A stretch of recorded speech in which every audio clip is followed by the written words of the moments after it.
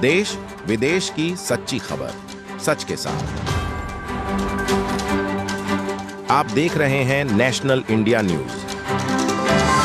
कोलकाता के RG Kar medical college and hospital में शुक्रवार को 31 साल की पोस्ट ग्रेजुएट ट्रेनी डॉक्टर का रेप और मर्डर हुआ, जिसने पूरे देश को पुनः निर्भया कांड के दर्द से झोंक दिया।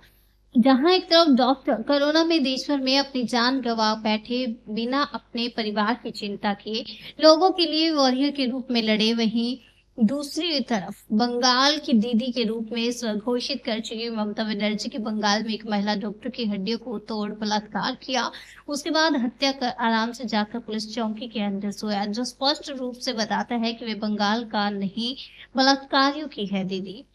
निर्ममता और बर्बरता से बलात्कार और हत्या, वह भी किसी सुनसान स्थान पे नहीं, हॉस्पिटल परिसर के अंदर सेमिनार हॉल में।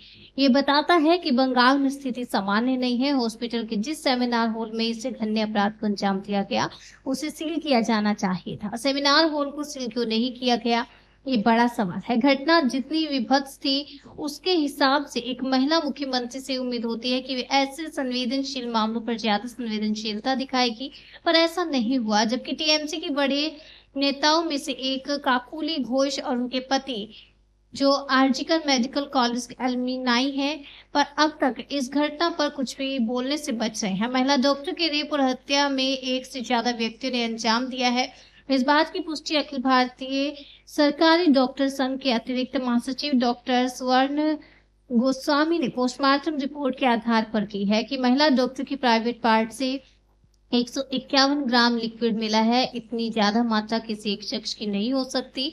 बलात्कार और निर्मम हत्या से आक्रोशित देश के विभिन्न हिस्सों में डॉक्टर हड़ताल पर हैं, परंतु बंगाल के बलात्कारियों की दीदी ममता बनर्जी वास्तविक दोषियों को बचाने के प्रयास में प्रदर्शनकारी डॉक्टरों पर लाठीचार्ज और मुकदमे करवा रही है। उससे आक्रोशित भाजपा नेता अधिवक्ता दीपक सिंह राजगीर की अगुवाई बड़ी संख्या में लोगों ने बंगाल के मुख्यमंत्री का पुतला दहन किया।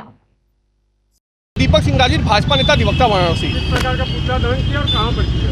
हम लोग आज बंगाल की जो तथाकथित स्वघोषित बंगाल की दीदी बताती हैं, वो बंगाल के लिए बलात्कारियों की दीदी है ममता बनर्जी, उनका पुतला दहन वाराणसी के हैदराबाद गेट पे किया है।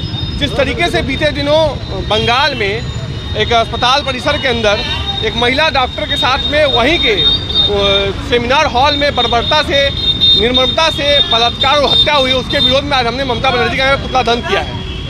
क्या मांग करते हैं? हम मांग ये करते हैं कि ममता बनर्जी लगातार अपराधियों को संरक्षण देने का काम करती हैं, घुसपैठियों को बचाने का काम करती हैं, घुसपैठियों को भारत के अंदर घुसाने का काम करती हैं और उन्हीं की ओर से सरकार बनाती हैं। और अपने सरकार में बने रहने के लिए घुसपैठियों को लगातार वो सहयोग कर रही हैं, सहयोग प्रदान कर रही हैं।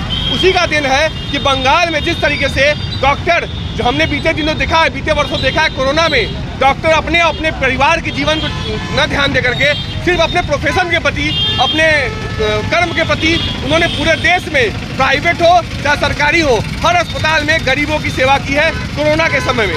ऐसे महिला डॉक्टर जो सेमिनार हॉल में थी, ऑन ड्यूटी थी, और ममता बनर्जी की सरकार में उनके ही सिविल पुलिस का एक, मैं कह सकता हूँ कि अनऑफिशियल स्टाफ जो जाता है, बर्बरता करता है, उसके साथ में न जाने ममता बनर्जी के कितने पार्टी, कितने कार्यकर्ता रहे होंगे, कौन लोग रहे होंगे, क्योंकि 151 ग्राम लिक्विड पोस्टमार्टम रिपोर्ट के अनुसार उसके इंटरनल पार्ट से बरामद हुआ है।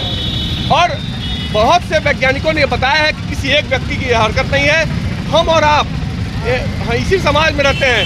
एक व्यक्ति किसी एक लड़की के ऊपर इतनी मजबूती से काबू नहीं पा पाता है, जितनी हड्डियां टूटी उस बहन की, वो हर एक हड्डियों का हिसाब हिंदुस्तान का हर एक डॉक्टर के साथ बनारस का हर एक नौजवान लेगा। और ममता बनर्जी अगर हिंदुस्तान से बनारस में आने का काम करती हैं, उनको यहाँ से जूता, चप्पल और पिटाई, ममता बनर्जी की बस 3 दवाई मार के यहाँ से भगाने का काम किया जाएगा।